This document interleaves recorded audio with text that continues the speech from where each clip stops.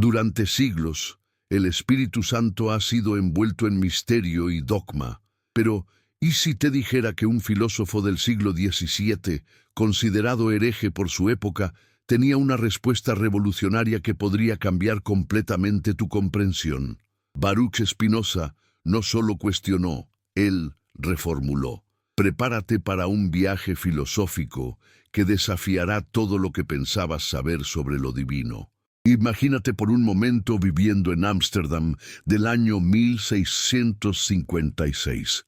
Las calles empedradas resuenan con el ruido de los carros de madera. El aroma del café recién llegado de las colonias holandesas se mezcla con el olor salado del Mar del Norte. En esta ciudad, considerada una de las más tolerantes de Europa, un joven de 24 años está a punto de pronunciar palabras que cambiarían para siempre la historia del pensamiento occidental. Pero ¿quién era realmente este hombre que se atrevió a desafiar milenios de tradición religiosa? Baruch Spinoza, nacido en una familia de judíos sefardíes que habían huido de la Inquisición española, creció respirando el aire de libertad que solo Ámsterdam podía ofrecer en aquellos tiempos. Sus padres, Miguel de Spinoza y Ana Débora, habían construido una próspera vida comercial, esperando que su hijo siguiera los pasos familiares en el mundo de los negocios. Pero el destino tenía otros planes para Baruch.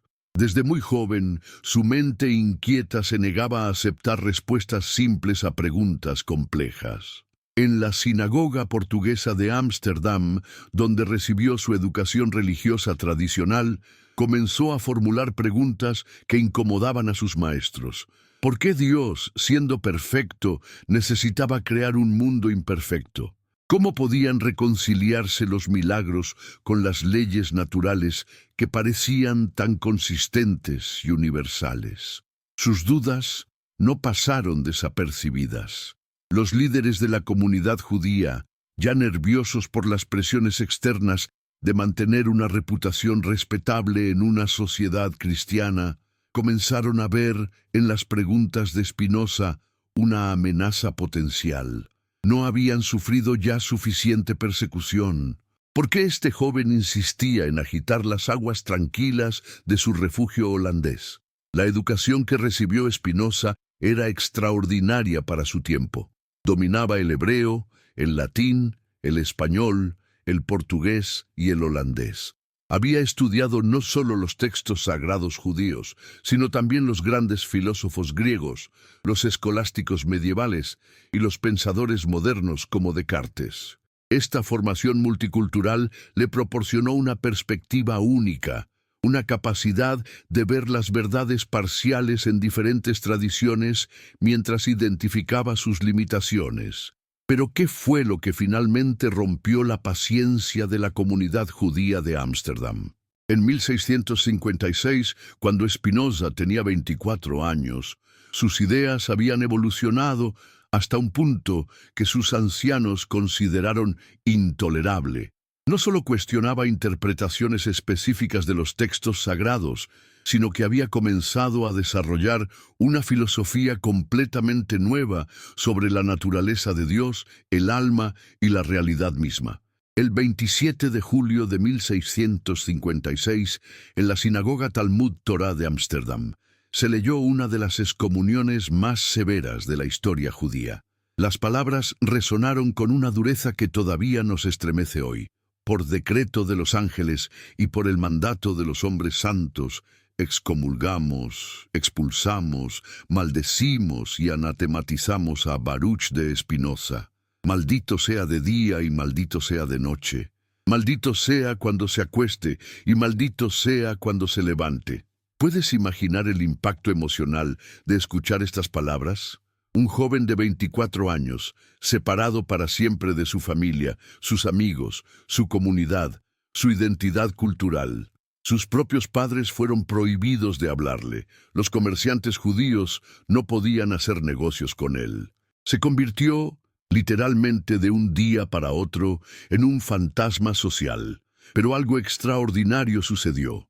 En lugar de quebrantarse, Spinoza encontró en este ostracismo una libertad que nunca había experimentado. Libre de las expectativas comunitarias, libre de los dogmas heredados, libre de la presión de conformarse, pudo finalmente desarrollar su filosofía sin restricciones.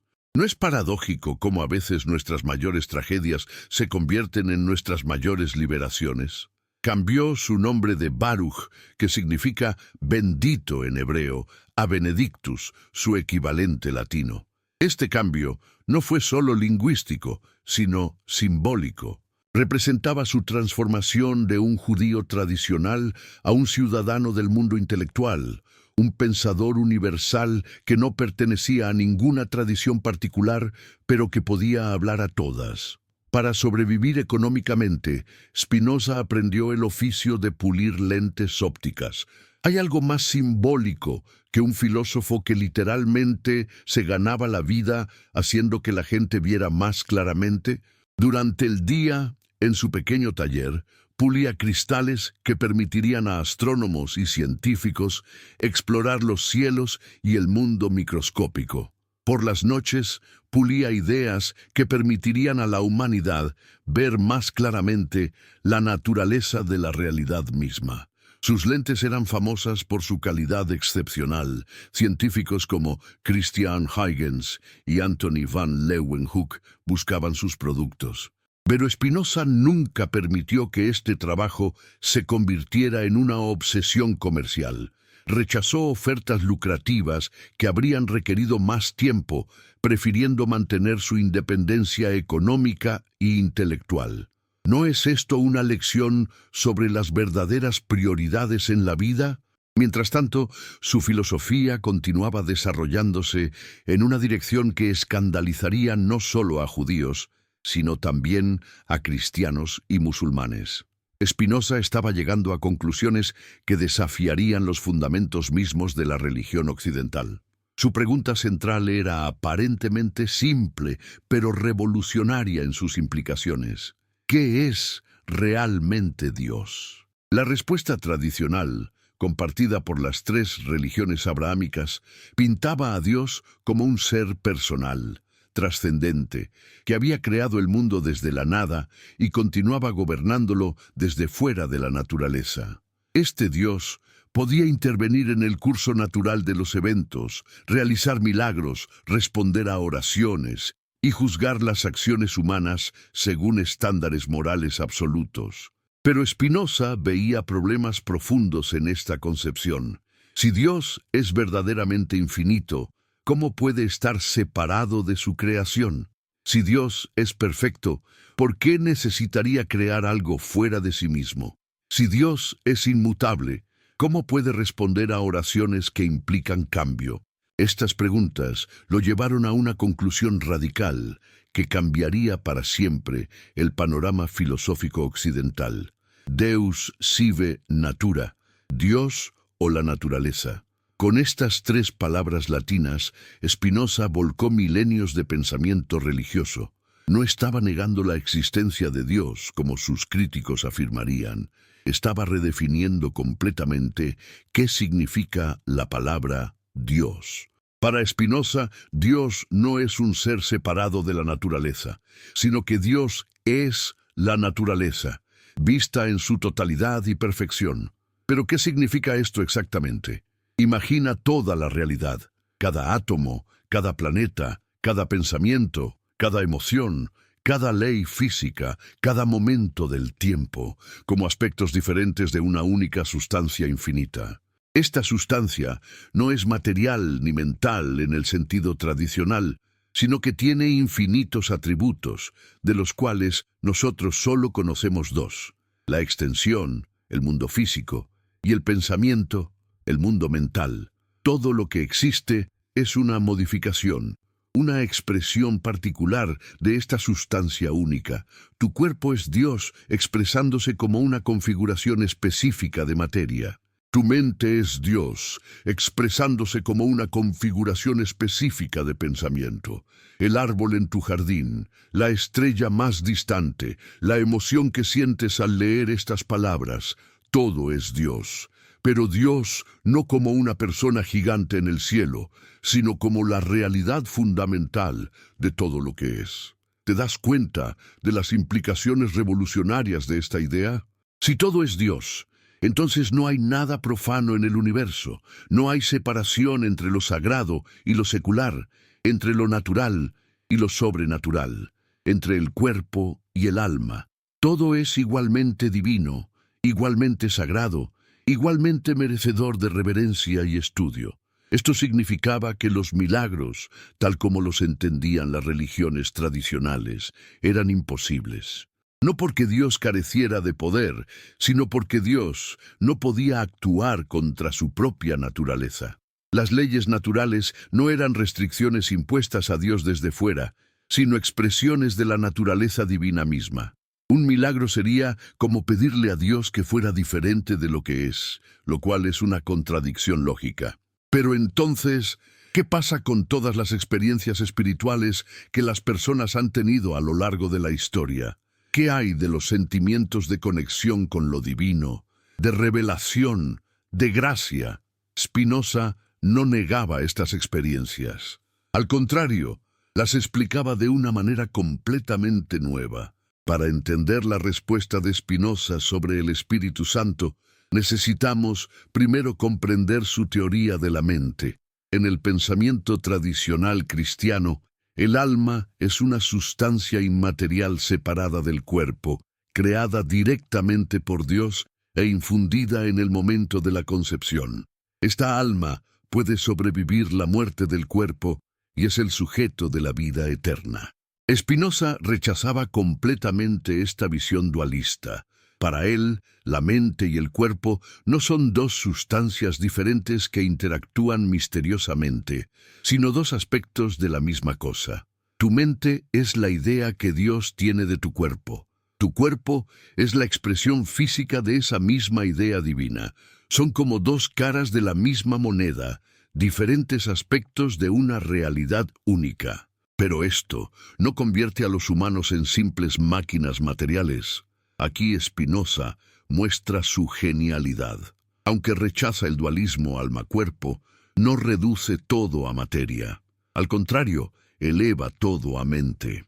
Para Spinoza, incluso las piedras tienen algo parecido a la mente, no conciencia como la entendemos, pero sí una capacidad rudimentaria de ser afectadas por otras cosas y de persistir en su ser. Los humanos ocupan un lugar especial en esta jerarquía cósmica, no porque tengan almas inmateriales, sino porque sus mentes son extraordinariamente complejas. Pueden formar ideas de ideas, reflexionar sobre sus propios pensamientos, imaginar posibilidades futuras y comprender verdades universales.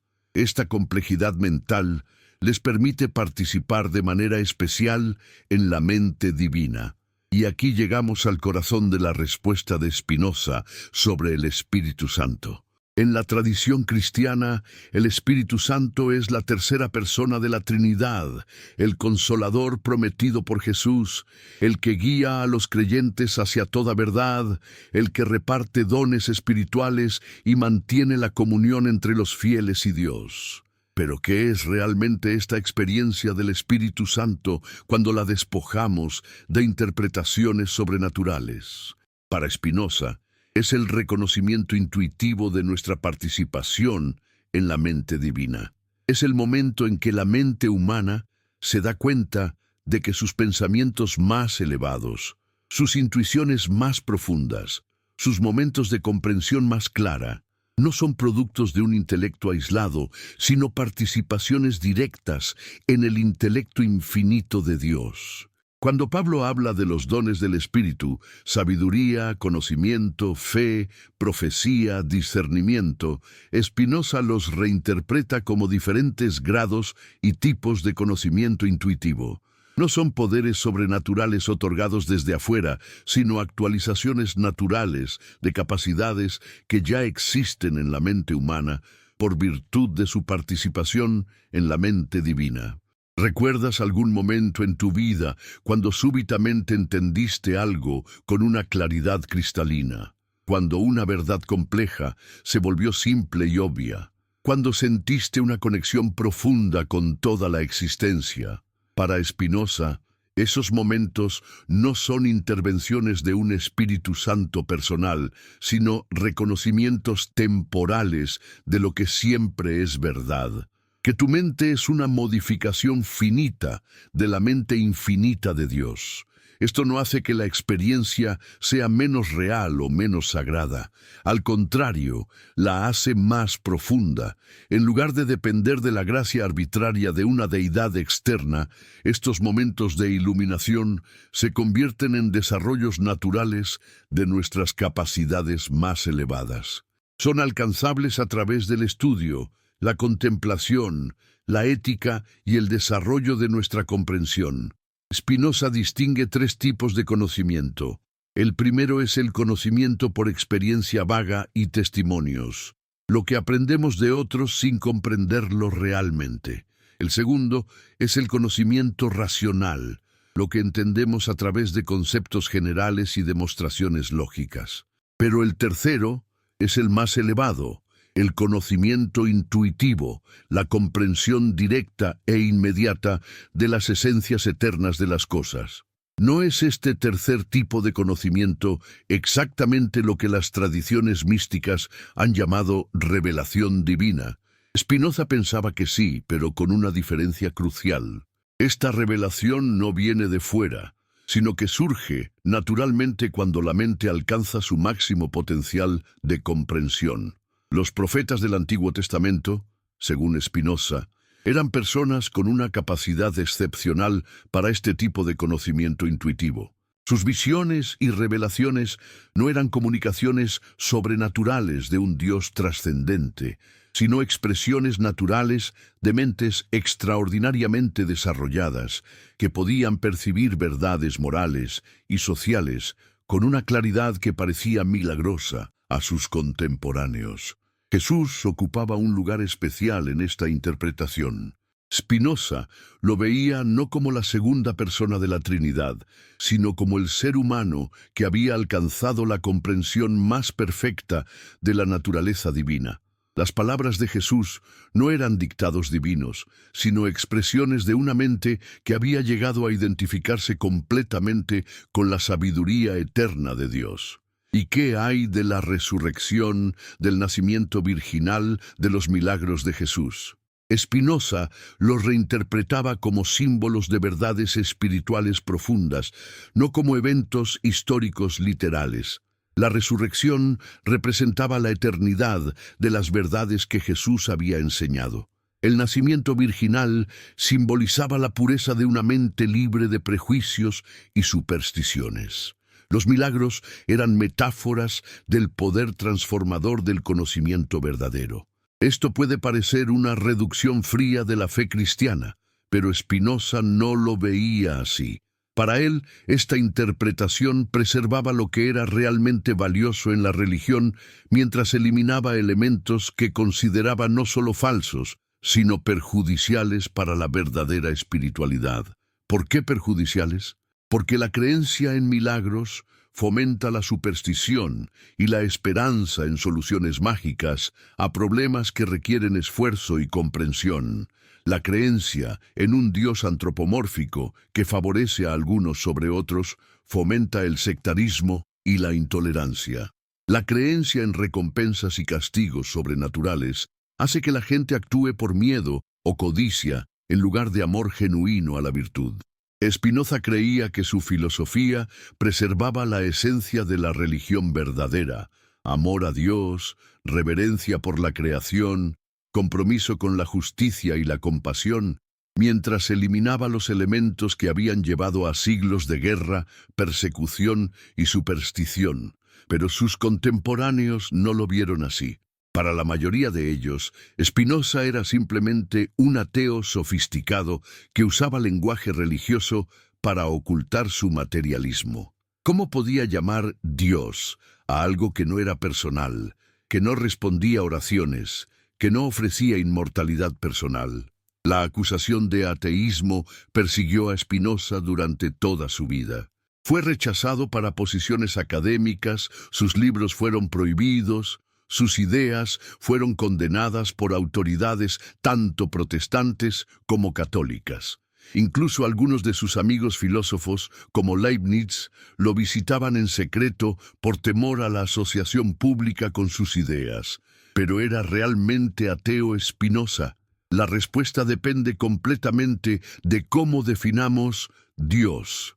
Si Dios debe ser personal, trascendente, capaz de milagros e intervenciones sobrenaturales, entonces sí, Spinoza era ateo. Pero si Dios puede ser la realidad fundamental, la fuente de todo ser, la sabiduría eterna que se expresa en las leyes de la naturaleza y los principios de la ética, entonces Spinoza era profundamente religioso.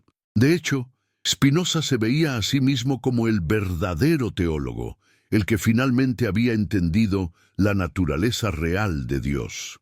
Sus críticos, pensaba, eran los verdaderos ateos, porque adoraban a un ídolo antropomórfico en lugar del Dios real, que se revela en la totalidad de la naturaleza. Esta controversia nos lleva a una pregunta fundamental. ¿Qué significa realmente creer en Dios? Es más religioso imaginar a Dios como un rey celestial que interviene ocasionalmente en los asuntos humanos, o verlo como la perfección eterna que se expresa en cada ley natural y cada momento de belleza. Spinoza argumentaba que su concepción de Dios era más elevada, más digna de adoración. Un Dios que es idéntico a la naturaleza no puede ser arbitrario, caprichoso o injusto. No puede tener favoritos o cambiar de opinión. Es absolutamente confiable, perfectamente racional, infinitamente generoso en su autorrevelación. ¿Y qué hay de la oración en este sistema? Si Dios no es personal y no puede cambiar el curso de los eventos, ¿tiene sentido rezar? Spinoza no rechazaba completamente la oración, pero la reinterpretaba radicalmente. La verdadera oración no es petición sino contemplación. No es un intento de cambiar la voluntad divina, sino de alinearse con ella. Es meditación sobre la perfección de la realidad, gratitud por nuestra participación en el ser divino, compromiso renovado con la virtud y la sabiduría. Esta forma de oración, argumentaba Spinoza, es más elevada que la petición porque no está motivada por el interés propio, sino por amor puro a la perfección divina.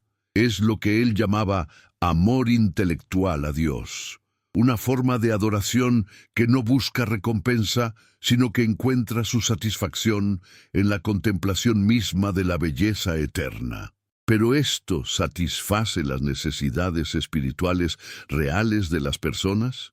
Los críticos de Spinoza, tanto en su época como ahora, argumentan que su filosofía es demasiado fría, demasiado intelectual, demasiado alejada de las experiencias emocionales y comunitarias que hacen que la religión sea significativa para la mayoría de la gente. Spinoza reconocía este desafío. Sabía que su filosofía no era para todos, al menos no en su forma pura.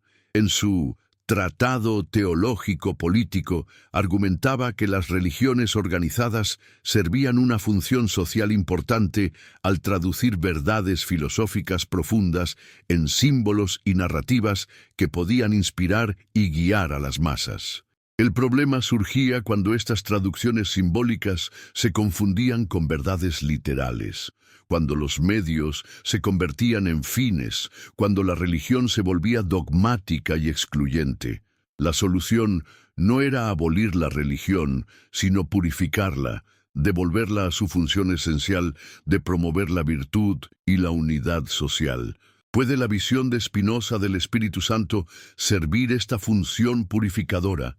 Consideremos las implicaciones prácticas de ver el Espíritu Santo no como una persona divina separada, sino como nuestro reconocimiento de nuestra participación en la sabiduría eterna. Primero, esta interpretación hace que la experiencia espiritual sea más democrática.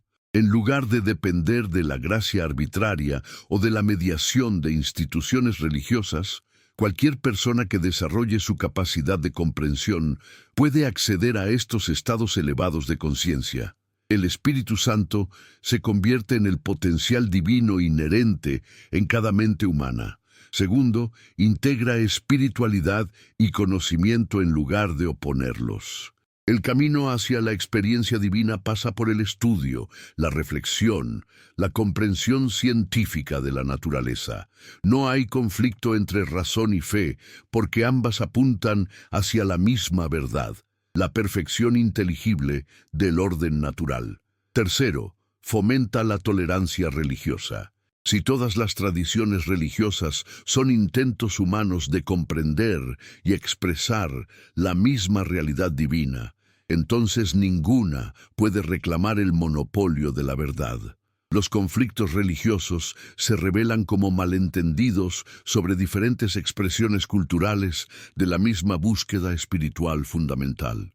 Pero ¿qué pasa con la experiencia personal de los creyentes que sienten una relación genuina con el Espíritu Santo como una presencia personal en sus vidas? ¿Está Spinoza simplemente negando o explicando estas experiencias? Spinoza no negaba la realidad de estas experiencias.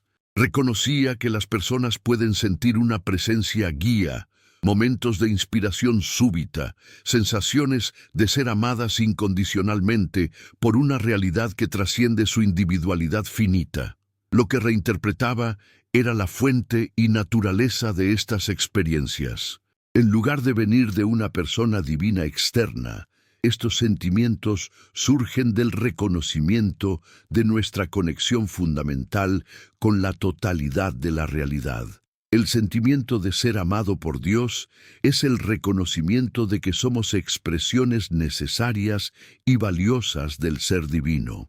La sensación de guía espiritual es la operación de nuestra propia sabiduría más profunda cuando se alinea con el orden racional del universo. Esta reinterpretación puede parecer reductiva, pero Spinoza argumentaría que en realidad hace que estas experiencias sean más profundas y confiables. En lugar de depender de los caprichos de una voluntad divina misteriosa, se basan en la estructura eterna y racional de la realidad misma. Además, esta interpretación hace que estas experiencias sean cultivables. En lugar de esperar pasivamente la gracia divina, las personas pueden trabajar activamente para desarrollar su capacidad de comprensión intuitiva, su alineación ética con el orden natural, su apertura a momentos de insight y inspiración. ¿Cómo se ve esto en la práctica? Spinoza describía un camino de desarrollo espiritual que comenzaba con el conocimiento de nosotros mismos y nuestro lugar en la naturaleza, continuaba con el cultivo de la virtud y la sabiduría, y culminaba en momentos de comprensión directa de las verdades eternas. Este camino no requiere fe ciega o sumisión a autoridades externas. Requiere honestidad intelectual, coraje para cuestionar creencias heredadas, disciplina para estudiar y reflexionar, y apertura a transformar nuestra comprensión cuando la evidencia lo exige. Los frutos del Espíritu que Pablo enumera: amor, alegría, paz, paciencia, benignidad, bondad, fidelidad, mansedumbre, templanza, emergen naturalmente en este proceso, no como dones sobrenaturales, sino como expresiones naturales de una mente que ha alcanzado claridad sobre su lugar en el orden cósmico. El amor surge cuando reconocemos que todos los seres son modificaciones de la misma sustancia divina. La alegría brota del entendimiento de que existimos necesariamente como expresiones del ser perfecto. La paz viene de aceptar nuestro lugar en el orden natural sin luchar contra lo que no podemos cambiar mientras trabajamos sabiamente para mejorar lo que sí podemos modificar. ¿No es esto exactamente lo que las tradiciones religiosas más profundas han enseñado siempre, despojado de sus ropajes sobrenaturales? Spinoza pensaba que su filosofía preservaba la sabiduría perenne de la religión, mientras eliminaba elementos que habían llevado a confusión y conflicto. Por supuesto, esta interpretación plantea preguntas difíciles sobre temas como la oración de petición, los milagros de sanación, las experiencias de revelación directa que parecen venir de fuera de nuestros procesos mentales normales. Spinoza tenía respuestas para estas cuestiones, aunque no siempre satisfacían a quienes las planteaban. Respecto a la oración de petición, argumentaba que aunque Dios no puede cambiar las leyes naturales en respuesta a nuestras súplicas, el acto mismo de orar puede cambiar nuestro estado mental de maneras que afectan tanto nuestra salud como nuestras circunstancias. La oración sincera puede reducir el estrés, clarificar nuestras prioridades, motivarnos a la acción apropiada y abrirnos a posibilidades que antes no veíamos. En cuanto a los milagros de sanación, Spinoza reconocía que la conexión entre mente y cuerpo era mucho más estrecha de lo que la medicina de su época entendía. Estados mentales positivos podían tener efectos físicos reales. Además, muchos milagros podían explicarse como coincidencias, efectos placebo o intervenciones naturales que no se entendían completamente en el momento. Y las experiencias de revelación que parecen venir de fuente externa, Spinoza las explicaba como emergencias de conocimiento intuitivo que habían estado desarrollándose subconscientemente y que súbitamente alcanzaban el umbral de la conciencia. El hecho de que experimentemos este proceso como recepción pasiva más que como producción activa no significa necesariamente que la fuente sea externa a nuestra mente. Estas explicaciones pueden no satisfacer a todos los creyentes, pero Spinoza argumentaba que preservaban lo que era realmente valioso en estas experiencias mientras las hacía más comprensibles y confiables. En lugar de depender de intervenciones caprichosas de poderes sobrenaturales, se basaban en el funcionamiento natural de mentes humanas extraordinariamente desarrolladas. Pero ¿qué hay del consuelo que la religión tradicional ofrece ante el sufrimiento y la muerte? ¿Puede la filosofía de Spinoza proporcionar el mismo tipo de esperanza y significado? Esta era quizás la pregunta más desafiante que enfrentaba su sistema. Las religiones tradicionales prometen que el sufrimiento terrenal será compensado con felicidad eterna, que las injusticias de esta vida serán rectificadas en la próxima, que la muerte no es el final, sino una transición a una forma superior de existencia. Spinoza no podía ofrecer estas consolaciones en su forma tradicional. No creía en la supervivencia personal después de la muerte.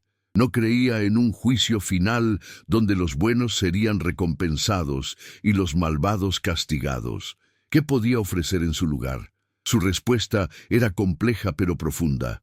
Primero, argumentaba que el deseo de inmortalidad personal estaba basado en un malentendido sobre la naturaleza del ser humano. Lo que realmente somos no es una sustancia individual separada, sino una modificación temporal de la sustancia eterna. Nuestra identidad real no está en nuestra personalidad particular, sino en nuestra participación en el ser divino. Desde esta perspectiva, tememos la muerte porque nos identificamos con aspectos temporales de nosotros mismos, nuestros cuerpos particulares, nuestros recuerdos específicos, nuestras características de personalidad, pero hay algo en nosotros que es eterno. Nuestra capacidad de comprender verdades universales, nuestra participación en la razón divina, nuestro amor por la perfección. ¿Qué significa esto prácticamente? Spinoza sugería que cuando alcanzamos momentos de comprensión verdaderamente universales, cuando entendemos una verdad matemática, cuando apreciamos una belleza natural, cuando actuamos desde amor genuino por la justicia, en esos momentos trascendemos nuestra individualidad temporal y participamos en algo eterno. Esta eternidad no es una duración infinita después de la muerte, sino una cualidad presente que podemos experimentar aquí y ahora. Es la diferencia entre existir como una onda particular en el océano y reconocer que somos, fundamentalmente, el océano mismo expresándose como una onda. Esta reinterpretación de la eternidad puede proporcionar consuelo real ante la pérdida y el sufrimiento. Spinoza pensaba que sí, aunque reconocía que requiere un desarrollo espiritual e intelectual considerable para apreciarla completamente. Para alguien que ha comenzado a identificarse con los aspectos eternos de su ser en lugar de solo con los temporales, la muerte pierde gran parte de su terror. No porque prometa continuación personal, sino porque revela que lo que realmente somos nunca puede ser destruido. Las verdades que hemos comprendido, el amor que hemos sentido, la belleza que hemos apreciado, estas son participaciones en la eternidad divina que no pueden ser tocadas por la muerte física. Esta perspectiva también cambia nuestra relación con el sufrimiento. En lugar de verlo como una injusticia que debe ser compensada en una vida futura, lo vemos como una parte inevitable del orden natural que puede ser enfrentado con dignidad y utilizado como catalizador para el crecimiento espiritual. Pero esto no hace que Spinoza sea demasiado estoico, demasiado resignado ante las injusticias que podrían ser corregidas. Al contrario, su filosofía fomenta el compromiso ético activo. Si todo es divino, entonces tenemos la responsabilidad sagrada de trabajar por la justicia, la compasión y la sabiduría en el mundo. No porque esperemos recompensas celestiales, sino porque expresar estas virtudes es participar más plenamente en la perfección divina. El Espíritu Santo, en la interpretación de Spinoza, se convierte así en la inspiración hacia la acción ética. No es una voz externa que nos dice qué hacer, sino nuestro reconocimiento interno de que actuar virtuosamente es actualizar nuestro potencial divino. Los impulsos hacia la justicia, la compasión y la sabiduría son movimientos del Espíritu Santo tal como Spinoza lo entendía. Esta interpretación tiene implicaciones profundas para cómo entendemos la comunidad religiosa. En lugar de ser un grupo de personas que comparten creencias específicas sobre eventos sobrenaturales, se convierte en una comunidad de buscadores comprometidos con el desarrollo de su comprensión y su capacidad ética. ¿No es esto más inclusivo que las definiciones tradicionales de comunidad religiosa?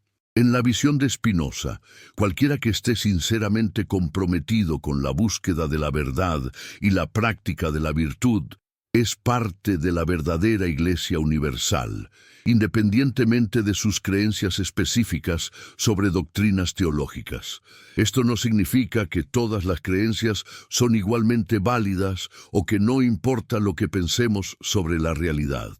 Al contrario, Spinoza creía apasionadamente en la importancia de tener ideas correctas sobre la naturaleza de Dios, los humanos y el mundo. Pero evaluaba estas ideas por su capacidad de promover la sabiduría y la virtud, no por su conformidad con dogmas heredados.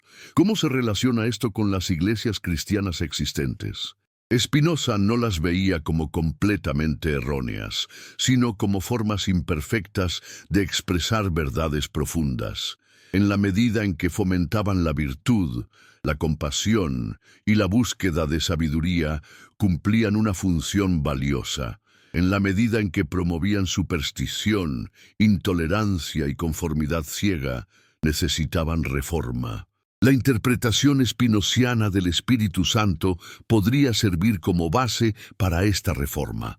En lugar de enfocarse en doctrinas sobre la naturaleza metafísica del Espíritu Santo como tercera persona de la Trinidad, las comunidades religiosas podrían enfocarse en cultivar la capacidad humana para la sabiduría intuitiva, la comprensión ética y la experiencia directa de conexión con la totalidad de la realidad. Esto no requiere abandonar completamente las formas tradicionales de culto y comunidad. Los himnos, las oraciones, los rituales y las celebraciones pueden mantenerse como expresiones simbólicas de verdades profundas. La diferencia estaría en entender estos símbolos como apuntando hacia realidades naturales y psicológicas, en lugar de eventos sobrenaturales. ¿Puede esta reinterpretación preservar la riqueza emocional y comunitaria de la religión tradicional, mientras eliminando elementos que han llevado al conflicto y la superstición? Spinoza era optimista al respecto, aunque reconocía que sería un proceso gradual que requeriría liderazgo sabio y una población cada vez más educada. Su visión era de una religión universal, basada en principios que todas las personas racionales podrían reconocer: reverencia por la naturaleza como manifestación divina, compromiso con la justicia y la compasión, búsqueda de sabiduría y comprensión, cultivo de la paz interior y la armonía social. ¿No son estos principios exactamente lo que los mejores aspectos de todas las tradiciones religiosas han enseñado? Spinoza pensaba que su filosofía proporcionaba una base racional para preservar esta sabiduría perenne, mientras eliminando las particularidades doctrinales que habían dividido a la humanidad en campos hostiles. Por supuesto, esta visión enfrentaba resistencia no solo de autoridades religiosas tradicionales, sino también de pensadores seculares que veían cualquier uso del lenguaje religioso como concesión inaceptable a la superstición. Spinoza navegaba cuidadosamente entre estos extremos, manteniendo que tanto el teísmo antropomórfico como el materialismo crudo perdían aspectos importantes de la realidad. Su posición era que la realidad es fundamentalmente inteligible y que esta inteligibilidad es lo que tradicionalmente se ha llamado divino. No hay nada sobrenatural en el universo, pero tampoco hay nada que sea meramente material en el sentido reduccionista. Todo está impregnado de lo que podríamos llamar mente o inteligencia, aunque esta mente no sea personal en el sentido humano. ¿Cómo afecta esta perspectiva nuestra comprensión de la oración, la meditación y otras prácticas espirituales? En lugar de ser intentos de comunicarse con una persona divina externa, se convierten en métodos para desarrollar nuestra capacidad de comprensión intuitiva y nuestra alineación con el orden racional del universo. La oración contemplativa, por ejemplo, puede entenderse como un proceso de aquietar la mente de sus preocupaciones particulares para que pueda abrirse a perspectivas más universales.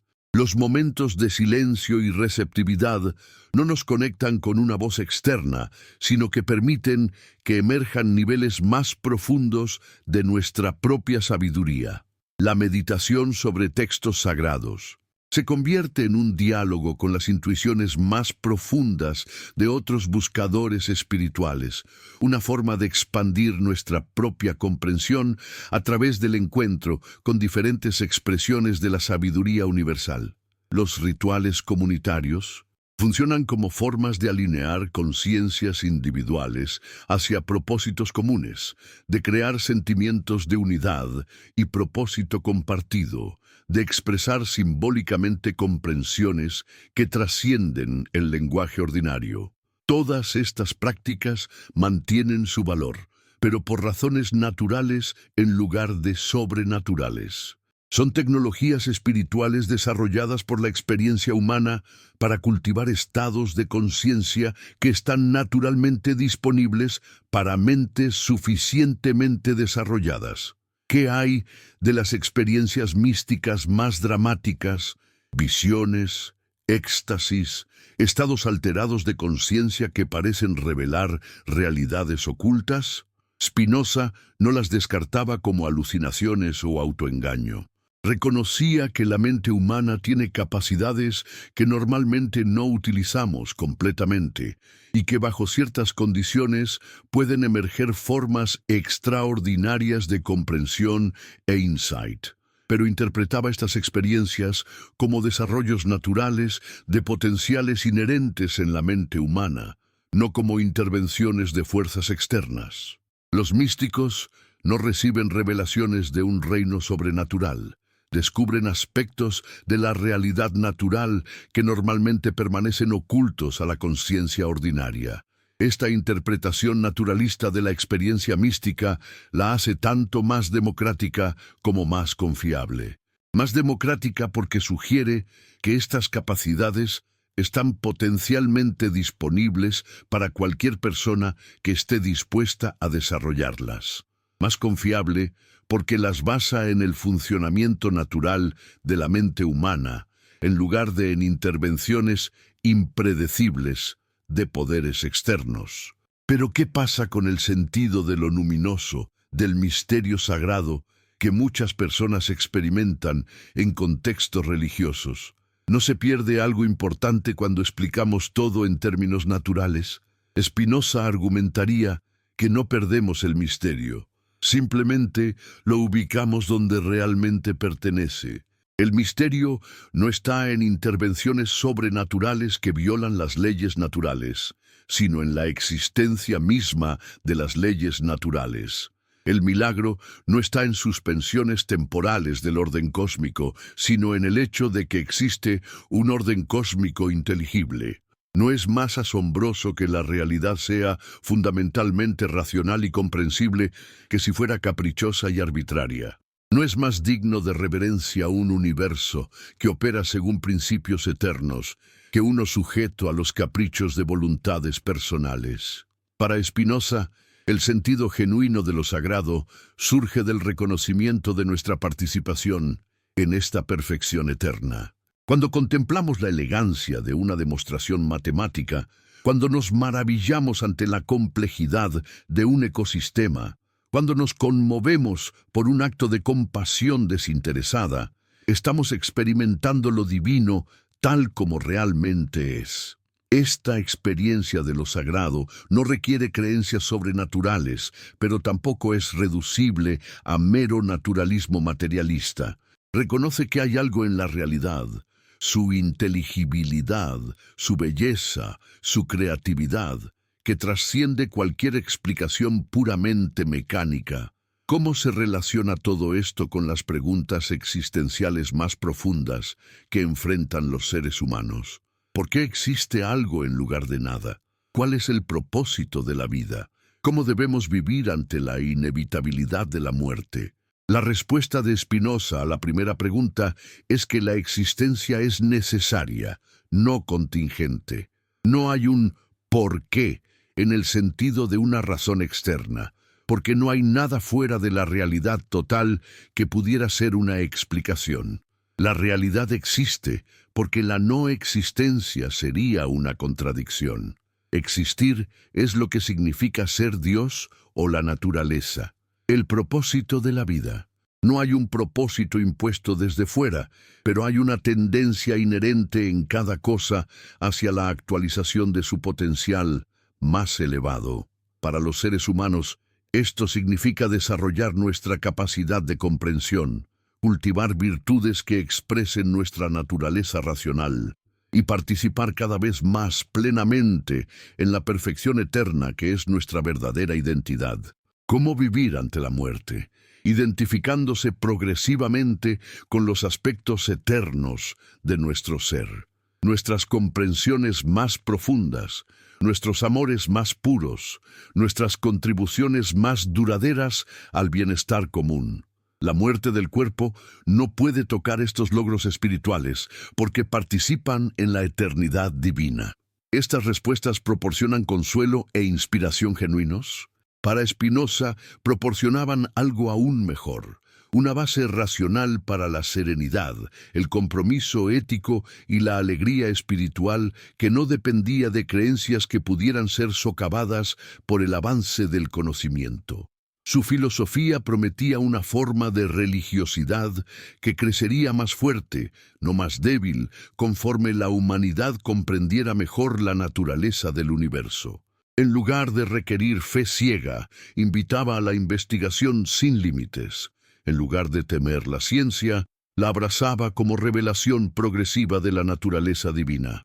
¿Puede esta visión realmente satisfacer las necesidades espirituales humanas más profundas? La pregunta permanece abierta. Lo que es claro es que Spinoza ofreció una alternativa radical tanto al teísmo tradicional como al materialismo crudo. Una tercera vía que honra tanto la racionalidad científica como la experiencia espiritual. Su reinterpretación del Espíritu Santo como el reconocimiento de nuestra participación en la sabiduría divina mantiene lo que es más valioso en la experiencia religiosa, el sentido de conexión con algo mayor que nosotros mismos, la inspiración hacia la virtud, el consuelo ante el sufrimiento, mientras la basa en una comprensión de la realidad que puede resistir el escrutinio crítico más riguroso. ¿Es esta la respuesta definitiva sobre qué es realmente el Espíritu Santo? Probablemente no existe tal respuesta definitiva, pero la contribución de Spinoza al diálogo es invaluable porque nos desafía a pensar más profundamente sobre qué queremos decir cuando hablamos de experiencia espiritual, presencia divina y transformación religiosa. Al final, quizás la pregunta más importante no es si Spinoza tenía razón sobre la naturaleza metafísica del Espíritu Santo, sino si su enfoque, buscar comprensión racional de nuestras experiencias más profundas, cultivar virtudes que expresen nuestra mejor naturaleza, encontrar lo sagrado en lugar de fuera del mundo natural, puede ayudarnos a vivir vidas más sabias, más compasivas y más plenas. En una época como la nuestra, cuando muchas personas se sienten desgarradas entre compromisos científicos y necesidades espirituales, la síntesis de Spinoza ofrece una posibilidad intrigante, una espiritualidad que no requiere sacrificio del intelecto, una religiosidad que se fortalece en lugar de debilitarse ante el crecimiento del conocimiento, una forma de experimentar lo divino que puede ser compartida por personas de diferentes trasfondos culturales y doctrinales. ¿No vale la pena explorar esta posibilidad, aunque solo sea como un experimento de pensamiento? ¿No merecemos al menos considerar que el Espíritu Santo podría ser algo aún más extraordinario de lo que nuestras tradiciones han imaginado? No una persona divina separada que interviene ocasionalmente en el mundo, sino la inteligencia eterna que constituye la estructura misma de la realidad y en la cual participamos cada vez que comprendemos una verdad, actuamos con virtud genuina o experimentimos la belleza y la conexión que revelan nuestra unidad fundamental con todo lo que existe. Esta es la invitación radical que Spinoza nos extiende a través de los siglos. No es una invitación a abandonar la espiritualidad, sino a profundizarla. No es un llamado a rechazar lo sagrado, sino a encontrarlo donde realmente está. No es una negación del Espíritu Santo, sino su redescubrimiento en el lugar más sorprendente de todos, en las profundidades más racionales y naturales de nuestro propio ser y del universo del cual somos parte. La respuesta de Spinoza sobre qué es realmente el Espíritu Santo permanece como una de las contribuciones más originales y desafiantes en la historia del pensamiento religioso. Siglos después de su muerte, sus ideas continúan provocando, inspirando y transformando nuestra comprensión de lo que significa ser humano en un universo que es simultáneamente natural y sagrado, racional y misterioso, científicamente cognoscible y espiritualmente transformador. Estamos listos para tomar en serio su visión. Tenemos el coraje intelectual y espiritual para explorar las implicaciones de ver el Espíritu Santo no como algo que viene hacia nosotros desde fuera, sino como algo que emerge desde dentro cuando nos alineamos con nuestra naturaleza más profunda y nuestra capacidad más elevada para la sabiduría, la virtud y el amor. La pregunta permanece abierta, esperando nuestra respuesta no solo intelectual, sino existencial, no solo teórica, sino práctica, no solo individual, sino colectiva. En un mundo que enfrenta desafíos que requieren tanto rigor científico como sabiduría espiritual, tanto pensamiento crítico como compasión genuina, la síntesis spinociana del Espíritu Santo como participación humana en la inteligencia divina ofrece recursos que apenas estamos comenzando a explorar. Su legado no es una doctrina cerrada, sino una invitación abierta a continuar la búsqueda de comprensión que él comenzó con tanta valentía hace más de 3 siglos. ¿Quién es en realidad el Espíritu Santo? Spinoza responde: ¿alguna vez te has preguntado si todo lo que te enseñaron sobre el Espíritu Santo podría estar fundamentalmente equivocado? ¿Y si existiera una perspectiva tan revolucionaria que cambiaría para siempre tu comprensión de lo divino? Hoy vamos a explorar una de las ideas más controvertidas y brillantes de la historia filosófica occidental, una que ha sido censurada, malentendida y temida durante siglos. Baruch Spinoza, el filósofo que desafió tanto a judíos como cristianos con su interpretación radical del Espíritu Santo, nos ofrece una respuesta que podría transformar completamente tu perspectiva espiritual. Antes de continuar, me encantaría saber desde qué país nos estás viendo y a qué hora del día estás dedicando este tiempo para expandir tu conocimiento. Escríbelo en los comentarios, porque es fascinante ver cómo estas ideas trascienden fronteras y horarios, uniendo mentes curiosas de todo el mundo hispanohablante. Y si estás viendo esto desde tu celular, por favor, toca la pantalla 2 veces rápidamente para darle me gusta al video. Esto ayuda enormemente a que el algoritmo lleve este contenido a más personas que, como tú, buscan respuestas profundas a preguntas existenciales. Para entender verdaderamente la revolucionaria perspectiva de Spinoza sobre el Espíritu Santo, necesitamos sumergirnos en los aspectos más técnicos y profundos de su filosofía de la mente. Porque aquí es donde su genialidad realmente resplandece, donde construye una alternativa completamente nueva a milenios de pensamiento religioso tradicional. ¿Recuerdas cómo Spinoza identificaba a Dios con la naturaleza? Pues bien, esta identificación no era simplemente una declaración poética o mística, era el resultado de un análisis riguroso de lo que significa existir, pensar y ser consciente. Para Spinoza, la mente no es una sustancia inmaterial que flota misteriosamente sobre la materia, como habían enseñado tanto Platón como Descartes. Tampoco es simplemente una ilusión generada por procesos cerebrales puramente mecánicos, como sugerirían más tarde los materialistas más extremos. La mente, en el sistema spinoziano, es uno de los infinitos atributos de la sustancia divina. Pero, ¿qué significa esto exactamente? Imagínate que la realidad total fuera como un diamante con infinitas facetas. Cada faceta revelaría aspectos diferentes del mismo diamante fundamental. Nosotros, como seres humanos finitos, solo podemos percibir 2 de esas facetas: la extensión, que experimentamos como el mundo físico, y el pensamiento, que experimentamos como conciencia, ideas, emociones y conocimiento. Pero aquí viene lo verdaderamente revolucionario. Estas 2 facetas no son 2 realidades separadas que interactúan misteriosamente. Son 2 formas de describir exactamente la misma realidad. Tu cuerpo y tu mente no son 2 cosas diferentes que de alguna manera se comunican entre sí.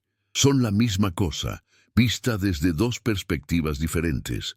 ¿Puedes imaginar las implicaciones de esta idea? Significa que cada vez que tienes un pensamiento, no es solo algo mental que ocurre en un reino inmaterial separado. Es simultáneamente un evento físico específico en tu cerebro, pero no en el sentido de que tu mente sea causada por tu cerebro, sino en el sentido de que tu mente es tu cerebro, visto desde la perspectiva del atributo pensamiento en lugar del atributo extensión. Esta teoría, conocida como el paralelismo psicofísico de Spinoza, era tan radical para su época que incluso hoy muchos filósofos luchan por comprenderla completamente.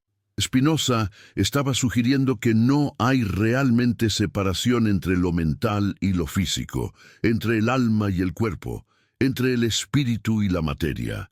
Todo es una sola realidad que puede describirse desde múltiples perspectivas. Pero ¿dónde entra el Espíritu Santo en esta imagen? Aquí es donde la genialidad de Spinoza se vuelve verdaderamente asombrosa.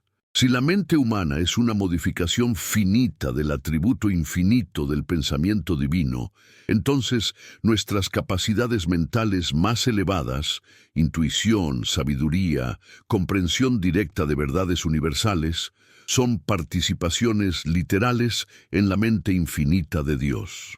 Cuando experimentas un momento de insight profundo, cuando súbitamente comprendes una verdad compleja con claridad cristalina, cuando sientes una conexión directa con principios universales de bondad o belleza, no estás recibiendo información de una fuente externa, estás actualizando capacidades que ya existen en ti por virtud de tu participación en la inteligencia divina. ¿No es esto exactamente lo que las tradiciones religiosas han llamado la acción del Espíritu Santo? La diferencia es que Spinoza lo explica sin recurrir a intervenciones sobrenaturales. El Espíritu Santo no es una persona divina separada que ocasionalmente nos visita con dones especiales. Es nuestro reconocimiento consciente de que nuestras capacidades mentales más elevadas son expresiones naturales de nuestra participación en la mente infinita de Dios. Pero profundicemos aún más en esta idea extraordinaria.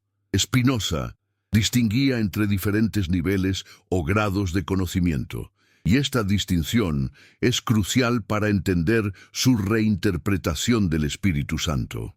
El primer nivel es lo que él llamaba conocimiento por experiencia vaga, el tipo de información que obtenemos de segunda mano, a través de testimonios o experiencias casuales.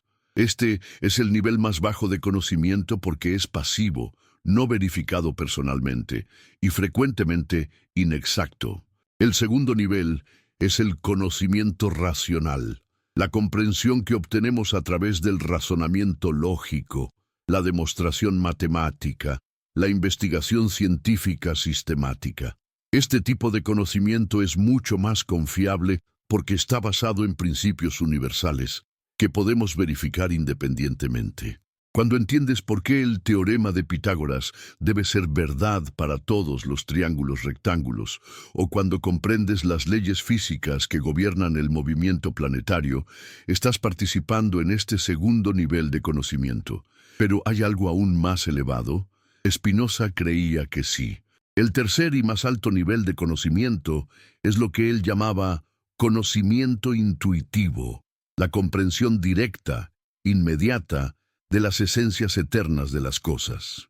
Este no es conocimiento que obtienes a través de un proceso de razonamiento paso a paso, sino insight que emerge súbitamente completamente formado, con una certeza que trasciende toda duda. ¿Has experimentado alguna vez este tipo de conocimiento?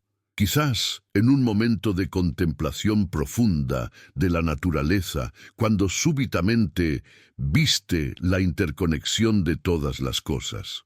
O tal vez en un momento de crisis personal, cuando de repente comprendiste algo fundamental sobre el significado de tu vida. O posiblemente en un momento de creatividad artística o científica, cuando una solución compleja se presentó en tu mente completamente formada, como si hubiera estado esperando ahí todo el tiempo. Para Spinoza, estos momentos de conocimiento intuitivo son los más cercanos que podemos llegar a la experiencia directa de lo divino. No son recepción pasiva de revelación externa, sino actualización activa de nuestras capacidades más elevadas de comprensión. Son momentos en los que nuestra mente finita se alinea tan perfectamente con la estructura racional del universo que experimenta una forma de identidad temporal con la sabiduría eterna. Y esto no es precisamente lo que los místicos de todas las tradiciones han descrito como unión con Dios. ¿No es esto lo que los santos cristianos han llamado contemplación divina, lo que los sufíes han denominado fana, lo que los sabios hindúes han conocido como samadhi? Spinoza pensaba que todas estas experiencias apuntaban hacia la misma realidad fundamental. Momentos en los que la conciencia humana trasciende sus limitaciones ordinarias y participa directamente en la inteligencia infinita que constituye el núcleo de la realidad. La diferencia crucial es que Spinoza explicaba estas experiencias como desarrollos naturales de capacidades inherentes en la mente humana, no como intervenciones sobrenaturales de poderes externos. Esto las hace tanto más democráticas como más confiables. Más democráticas porque sugiere que estas capacidades están potencialmente disponibles para cualquier persona dispuesta a desarrollarlas a través del estudio, la contemplación y la práctica ética. Más confiables porque las basa en el funcionamiento natural de mentes humanas extraordinariamente desarrolladas. Pero aquí necesitamos ser muy cuidadosos para no malinterpretar lo que Spinoza estaba diciendo. No estaba sugiriendo que estos momentos de insight elevado fueran simplemente productos de nuestros cerebros individuales funcionando de manera particularmente eficiente. Estaba diciendo algo mucho más profundo y más radical. Según su filosofía, cuando alcanzas un momento de verdadero conocimiento intuitivo, no eres tú como individualidad separada quien está teniendo este pensamiento. Es la mente infinita de Dios expresándose a través de la configuración particular de materia y energía que constituye tu cuerpo-mente en este momento específico del tiempo. ¿Puedes captar la implicación asombrosa de esta idea? Significa que en nuestros momentos de mayor claridad y sabiduría no somos tanto nosotros pensando sobre Dios, sino Dios pensando a través de nosotros. No somos receptores pasivos de revelación divina, sino participantes activos en el proceso continuo de autorrevelación divina. Esto transforma completamente nuestra comprensión de lo que significa ser inspirado por el Espíritu Santo. No es que una entidad externa nos esté enviando mensajes o dones especiales, es que estamos actualizando nuestra capacidad inherente de participar en la sabiduría eterna. El Espíritu Santo no viene hacia nosotros desde fuera, emerge desde dentro cuando nos alineamos con nuestra naturaleza más profunda como expresiones finitas de la inteligencia infinita. Pero ¿cómo se desarrolla prácticamente esta capacidad? Spinoza tenía ideas muy específicas sobre esto, y aquí es donde su filosofía se convierte en una guía espiritual práctica, no solo en una teoría abstracta. El desarrollo del conocimiento intuitivo, según Spinoza, requiere primero un fundamento sólido en conocimiento racional. No puedes saltar directamente de la ignorancia y la superstición a la sabiduría mística. Necesitas disciplinar tu mente a través del estudio riguroso, desarrollar tu capacidad de razonamiento lógico, familiarizarte con las leyes que gobiernan tanto el mundo físico como los procesos mentales. ¿Por qué es esto necesario? Porque el conocimiento intuitivo genuino debe ser consistente con todo lo que sabemos a través de la investigación racional. Si tus revelaciones contradicen hechos bien establecidos sobre la naturaleza o principios lógicos fundamentales, probablemente son fantasías o autoengaños, no insights auténticos en la estructura eterna de la realidad. Esto significa que la verdadera espiritualidad, desde la perspectiva spinociana, no puede ser antiintelectual. No puedes desarrollar tu capacidad de participar en la sabiduría divina ignorando o rechazando el conocimiento humano. Al contrario, el estudio científico de la naturaleza es una forma de preparación espiritual, porque te familiariza con las formas en las que la inteligencia divina se expresa en el mundo físico. ¿No es esto una perspectiva refrescante en una época cuando muchas personas sienten que deben elegir entre compromiso intelectual y vida espiritual? Spinoza nos dice que no hay tal conflicto. El desarrollo de tu intelecto y el desarrollo de tu capacidad espiritual son el mismo proceso, visto desde diferentes ángulos. Pero el conocimiento racional, aunque necesario, no es suficiente por sí mismo. También necesitas lo que Spinoza llamaba purificación ética, el desarrollo de virtudes que liberen tu mente de las pasiones destructivas que nublan tu percepción e impiden tu crecimiento espiritual. ¿Cuáles son estas pasiones destructivas? Spinoza las analizó con detalle psicológico extraordinario. El odio, que fragmenta tu atención y te hace incapaz de ver la bondad inherente en la realidad. La envidia, que te hace compararte constantemente con otros, en lugar de desarrollar tu propio potencial único. El miedo, que te paraliza y te impide tomar los riesgos necesarios para el crecimiento. La codicia, que te hace perseguir satisfacciones externas que nunca pueden llenar el vacío interior que solo puede ser satisfecho por la comprensión y la virtud auténticas. Por el contrario, las virtudes que conducen al conocimiento intuitivo incluyen el amor, no solo como emoción personal, sino como reconocimiento de la bondad fundamental que impregna toda la realidad. La generosidad, la disposición a compartir tus insights y recursos con otros, reconociendo que el bienestar de todos está interconectado. El coraje, la voluntad de seguir la verdad donde quiera que te lleve, incluso si desafía creencias confortables o expectativas sociales.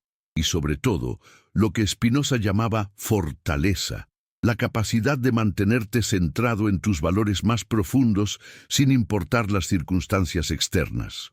¿Te das cuenta de cómo estas virtudes son exactamente los frutos del Espíritu que Pablo enumera en su carta a los Gálatas?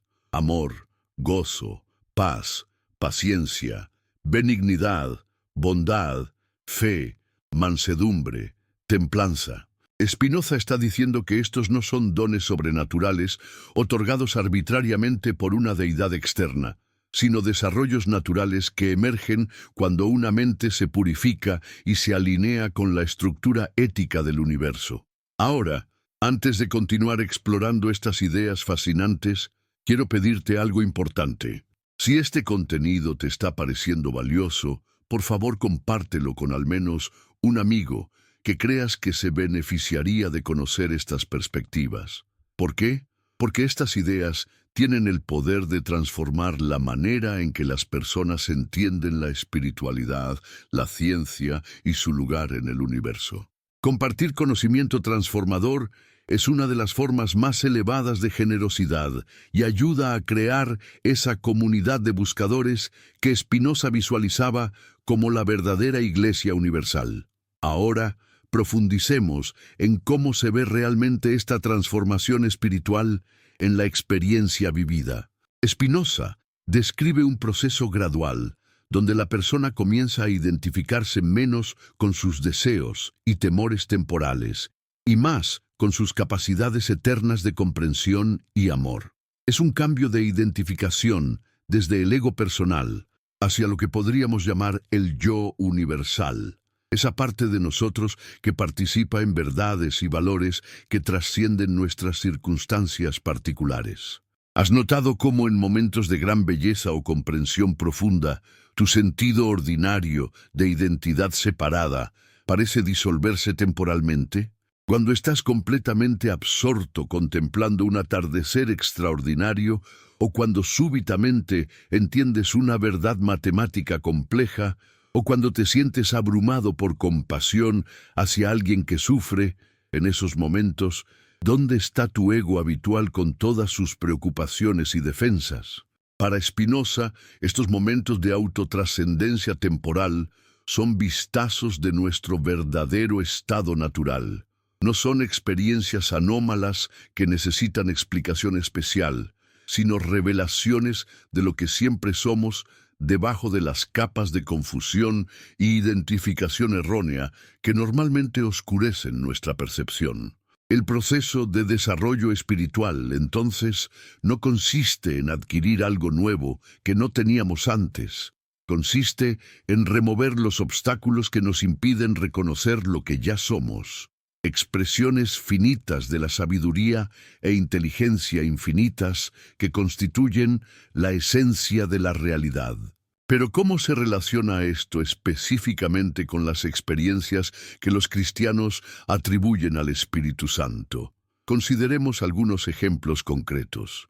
La experiencia de convicción de pecado que muchos cristianos describen, ese reconocimiento súbito de que han estado viviendo de manera destructiva o egoísta, puede entenderse en términos espinocianos como un momento de claridad ética, donde la persona ve temporalmente más allá de sus racionalizaciones habituales y reconoce cómo sus acciones han estado desalineadas con su naturaleza más profunda, como ser racional y compasivo. La experiencia de consolación divina en momentos de pérdida o sufrimiento puede interpretarse como momentos cuando la mente se eleva por encima de sus circunstancias particulares y reconoce su participación en algo eterno que no puede ser tocado por eventos temporales. La experiencia de guía divina en la toma de decisiones importantes puede verse como la operación de la sabiduría intuitiva cuando la mente se libera temporalmente de la confusión causada por deseos conflictivos y ve claramente qué curso de acción está más alineado con la verdad y la virtud. Los dones espirituales como sabiduría, conocimiento, fe, sanidad, profecía, pueden reinterpretarse como diferentes aspectos del desarrollo natural de las capacidades mentales humanas cuando se liberan de las limitaciones impuestas por el miedo, la ignorancia y la identificación estrecha con el ego. ¿Ves cómo esta reinterpretación preserva la realidad y el valor de estas experiencias mientras las explica en términos que no requieren creencias sobrenaturales? Para Spinoza, esto no las hace menos sagradas o transformadoras. Al contrario, las hace más confiables y accesibles. Si estas experiencias dependen del funcionamiento natural de mentes humanas extraordinariamente desarrolladas, entonces podemos estudiarlas, comprenderlas y cultivarlas sistemáticamente. No tenemos que depender de la gracia arbitraria de una deidad caprichosa. Podemos tomar responsabilidad activa por nuestro propio desarrollo espiritual. Esto lleva a una pregunta fascinante. Si el Espíritu Santo es realmente nuestra participación en la mente divina, como sugiere Spinoza, entonces, ¿qué pasa con la oración? ¿Cómo oramos a un Dios que no es personal y no puede cambiar? La respuesta de Spinoza es sutil, pero profunda. La oración verdadera no es petición, sino contemplación. No es un intento de cambiar la mente de Dios, sino de alinear nuestra mente con la sabiduría divina. No buscamos que Dios se adapte a nuestros deseos. Buscamos que nuestros deseos se transformen para reflejar lo que es realmente bueno y verdadero. Pero esto no hace que la oración sea fría e impersonal. Al contrario, Spinoza argumentaba que esta forma de oración es más íntima y transformadora que la petición. Cuando oras desde esta perspectiva, no estás hablando con alguien ahí afuera, que puede o no escuchar tus palabras. Estás entrando en comunión directa con la sabiduría eterna, que es la fuente más profunda de tu propio ser. Este tipo de oración naturalmente genera lo que Spinoza llamaba amor intelectual hacia Dios, una forma de adoración que no busca recompensa personal, sino que encuentra su satisfacción en la contemplación de la perfección divina. Es amor que no depende de ser correspondido, porque reconoce que amar la perfección es participar en ella. ¿Has experimentado alguna vez este tipo de amor desinteresado? Quizás cuando contemplas la belleza de la naturaleza sin desear poseerla, o cuando sientes gratitud por la existencia misma sin pedir nada más, o cuando actúas compasivamente sin esperar reconocimiento. Estos son momentos de lo que Spinoza consideraba la forma más elevada de experiencia religiosa. Pero hay algo aún más profundo en la concepción spinosiana del Espíritu Santo que necesitamos explorar. Si realmente somos modificaciones finitas de la sustancia infinita, si realmente participamos en la mente divina, entonces hay algo en nosotros que es literalmente eterno. Esto no significa inmortalidad personal en el sentido tradicional, supervivencia de nuestra personalidad individual después de la muerte del cuerpo. Spinoza rechazaba completamente esta idea. Lo que es eterno en nosotros no es nuestro ego particular con sus memorias y preferencias específicas, sino nuestra capacidad de participar en verdades universales y valores absolutos. ¿Qué significa esto prácticamente? Significa que cuando comprendes una verdad matemática, cuando actúas desde principios éticos genuinos, cuando experimentas belleza auténtica, cuando amas de manera desinteresada, en esos momentos estás participando en aspectos de la realidad que no están sujetos al tiempo y la muerte. Estas comprensiones, valores y experiencias no te pertenecen en el sentido de ser posesiones privadas de tu ego individual. Son expresiones de la sabiduría eterna manifestándose a través de la configuración particular de materia y energía que constituye tu existencia temporal. Cuando tu cuerpo muere, esta configuración particular se disuelve, pero la sabiduría eterna continúa expresándose a través de infinitas otras configuraciones. ¿Proporciona esto consuelo real ante la muerte? Para Spinoza, proporcionaba algo mejor que consuelo. Proporcionaba comprensión. Y la comprensión, argumentaba, es más valiosa que el consuelo porque está basada en la verdad en lugar de en ilusiones reconfortantes. Además, esta perspectiva cambia fundamentalmente nuestra relación con la muerte, incluso durante la vida.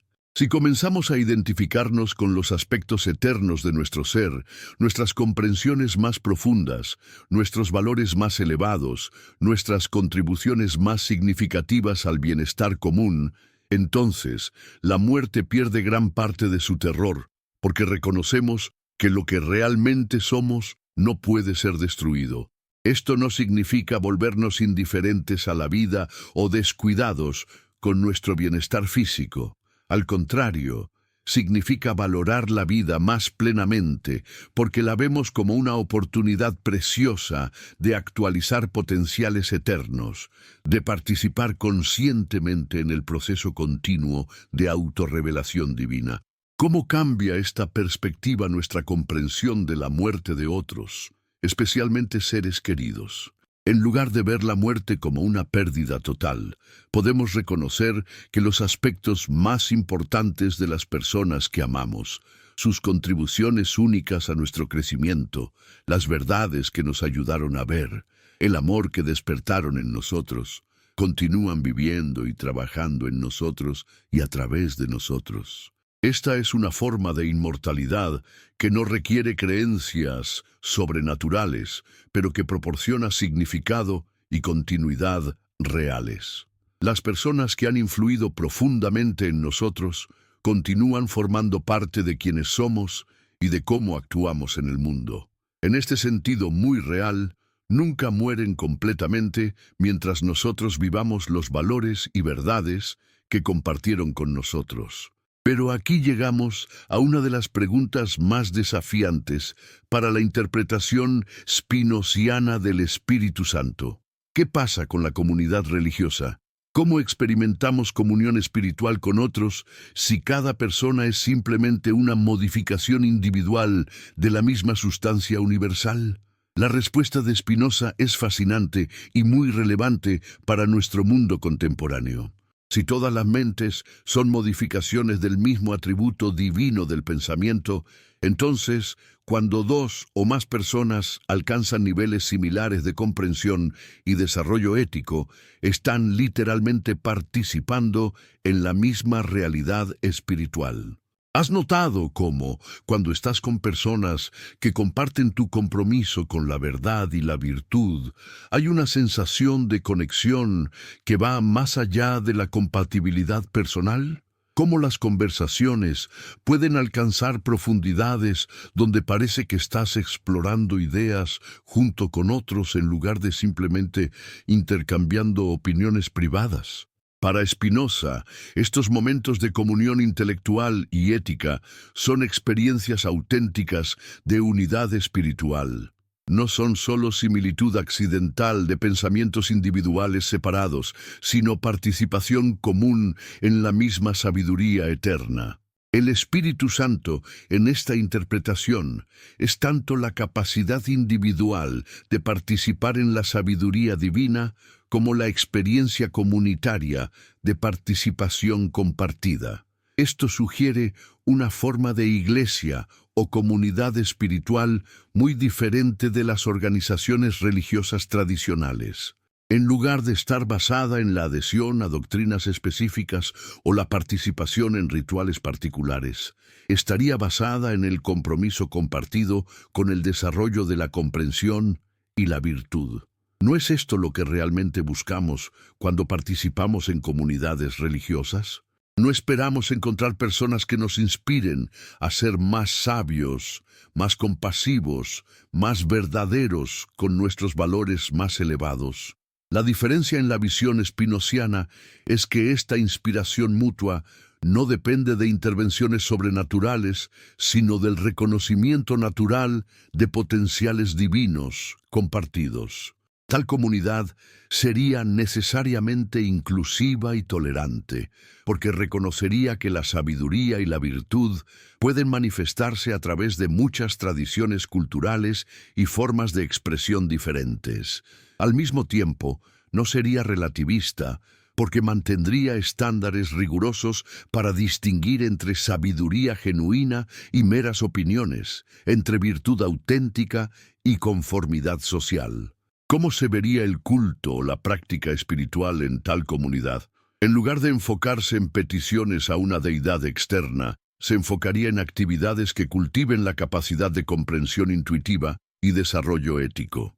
Podría incluir estudio conjunto de textos que expresen sabiduría perenne, contemplación compartida de la belleza natural, discusión de cuestiones éticas complejas y colaboración en proyectos que sirvan al bienestar común. La predicación no sería la proclamación de verdades reveladas sobrenaturalmente, sino la exploración común de insights que emergen cuando mentes sinceras se enfocan conjuntamente en preguntas profundas. El testimonio no sería el relato de intervenciones milagrosas, sino el compartir de comprensiones y transformaciones que han surgido a través del desarrollo espiritual natural. ¿Te atrae esta visión de comunidad espiritual? ¿O sientes que algo importante se perdería sin la dimensión sobrenatural tradicional? Esta tensión refleja una de las preguntas centrales que la filosofía de Spinoza plantea. ¿Puede una espiritualidad completamente naturalizada satisfacer nuestras necesidades humanas más profundas de significado, conexión y trascendencia? Spinoza creía apasionadamente que sí. Argumentaba que una vez que las personas experimentaran la profundidad y belleza de una espiritualidad basada en la comprensión rather than en la fe ciega, nunca querrían regresar a formas más primitivas de religiosidad. La verdad, creía, tiene su propia autoridad, que no necesita ser reforzada por amenazas de castigo eterno o promesas de recompensas sobrenaturales. Pero tenía razón. La evidencia histórica es mixta. Por un lado, las ideas de Spinoza han influenciado profundamente el desarrollo de la filosofía moderna, la crítica bíblica y formas liberales de religiosidad. Por otro lado, la mayoría de las personas continúa gravitando hacia formas de espiritualidad que incluyen elementos sobrenaturales. Quizás la respuesta no es que una forma sea superior a la otra, sino que diferentes personas en diferentes etapas de desarrollo necesitan diferentes tipos de práctica espiritual. Lo que Spinoza ofrece es una alternativa sofisticada para aquellos que no pueden aceptar honestamente las afirmaciones sobrenaturales de las religiones tradicionales, pero que tampoco quieren abandonar completamente la búsqueda espiritual. En nuestro mundo contemporáneo, donde muchas personas educadas se sienten desgarradas entre compromisos científicos y anhelos espirituales, la síntesis spinociana ofrece una tercera vía intrigante. Sugiere que podemos tener ambos: rigor intelectual y profundidad espiritual, investigación científica y experiencia mística, pensamiento crítico y reverencia sagrada. ¿No vale la pena explorar esta posibilidad seriamente? ¿No merecemos al menos considerar que el Espíritu Santo podría ser algo aún más extraordinario de lo que nuestras tradiciones han imaginado?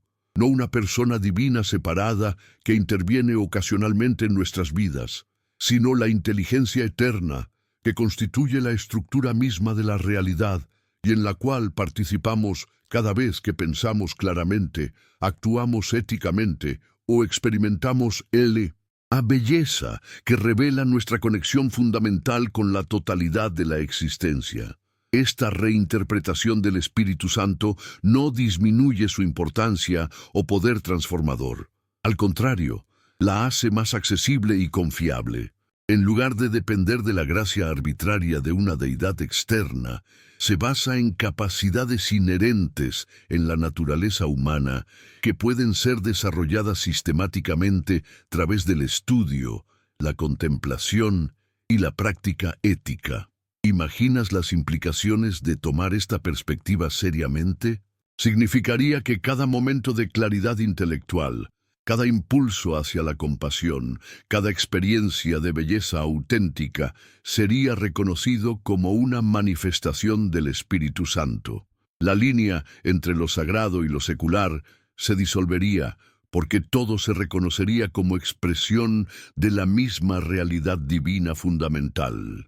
Esto no llevaría a la trivialización de lo sagrado, sino a la sacralización de lo ordinario. El estudio científico se convertiría en una forma de contemplación divina. El trabajo ético se volvería un tipo de adoración. Las relaciones amorosas serían reconocidas como comuniones espirituales. La apreciación artística sería vista como experiencia mística. ¿No es esta una visión más rica y más integrada de la vida espiritual que la que separa artificialmente lo religioso de lo secular?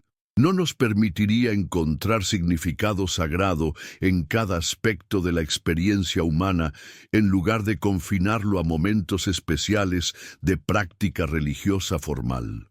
La respuesta de Spinoza al misterio del Espíritu Santo permanece como una de las contribuciones más originales y desafiantes en la historia del pensamiento religioso.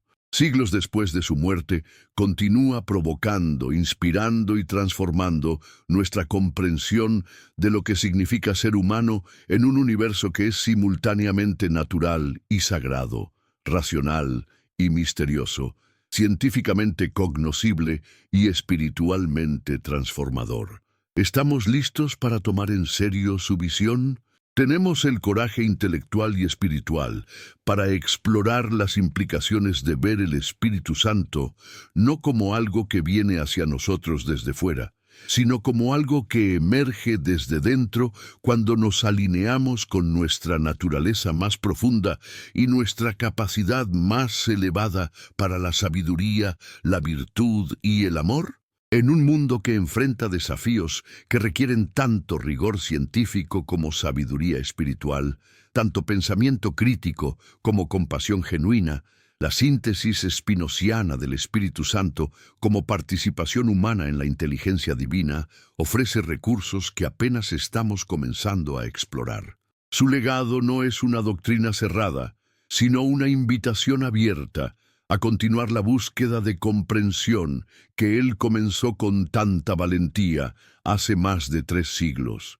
La pregunta que nos deja no es si debemos aceptar o rechazar su interpretación del Espíritu Santo, sino si estamos dispuestos a emprender el tipo de investigación honesta y transformación personal que su filosofía requiere. Porque al final, la verdad sobre el Espíritu Santo, como todas las verdades espirituales profundas, no es algo que simplemente podemos creer intelectualmente, sino algo que debemos verificar a través de la experiencia vivida de desarrollo espiritual auténtico.